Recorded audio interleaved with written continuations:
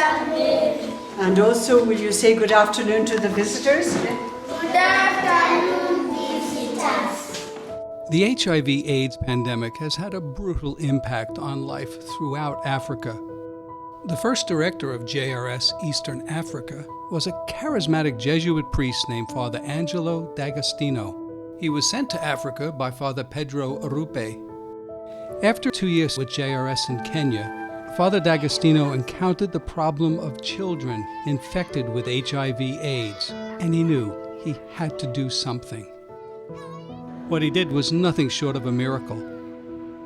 He founded the first hospice for HIV-positive orphans in Kenya, which opened its doors in September of 1992. At first, they served only 3 orphans. Father D'Agostino died in 2006.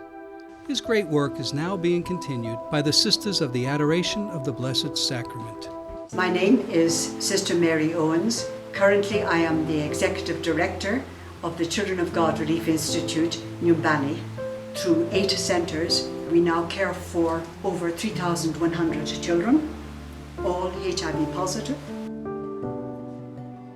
This is a little residential facility for the children from babyhood to approximately 15 years of age.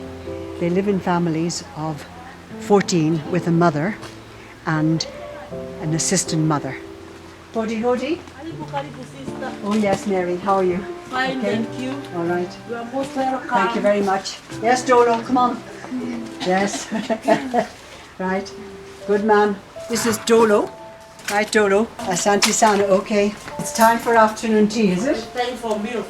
How are you? Fine. Okay. Salamia. The children go to school outside of Numbani once they reach primary school level. And when they reach high school level, they go to boarding school.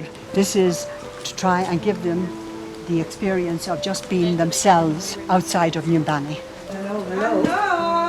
Hello, how We are you are all? finishing snack. We're Welcome. finishing snack. I feel very privileged to be called by God to work with these children, and I get tremendous joy in seeing them grow up healthy and happy and able to fulfill their dreams.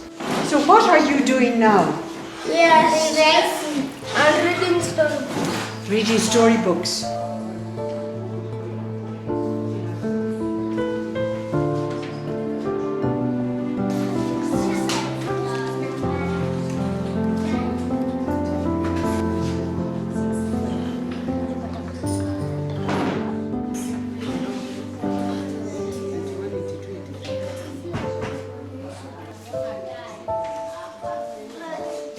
Monica is from Kibera. Okay? When she came here quite a number of months ago, shortly after that her mother passed away. So we're seeing now how we can care for Monica. Isn't that right? Sasa, chika kidogo. In the early days of Numbani, they didn't have access to antiretroviral treatment. It took years of intense lobbying for them to get the medication the children desperately needed to sustain life. Before that, many young children died unnecessarily. Carmela Kwok. She was born on the 28th of October and she died on the 1st of January 96. So she just had 2 months of life. Cheryl Barusi, she had even less, born on the 24th of November 96 and she died on the 15th of December 96. Rose Gasheri, she lasted a few months. This is the grave here of Caroline Nyaguti. Caroline was one of our first children to come to us. And she was 5 years when she came. And she was a beautiful child, full of life and just wanting to live. But sadly, she started to deteriorate when she was coming up to 12 years. And she was just a few months before we got access to antiretroviral medication. And she passed away.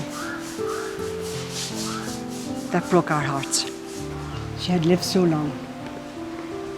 12 years.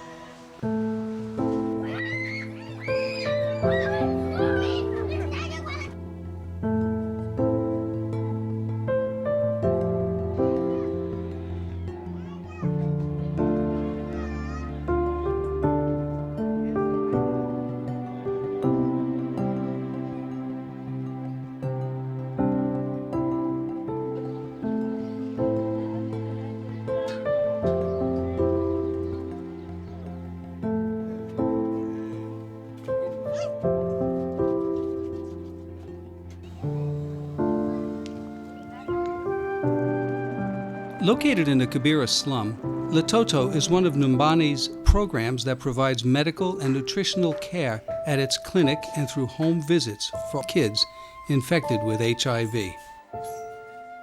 So we're in a home of Lucy. Her daughter is being treated at the clinic. There are 3 other kids, so the 4 kids, Lucy and her sister, all live in this small little space.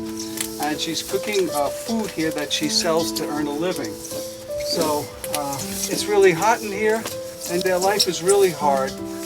But can you imagine how much harder it would be if it weren't for the clinic to take care of the medical needs of their daughter?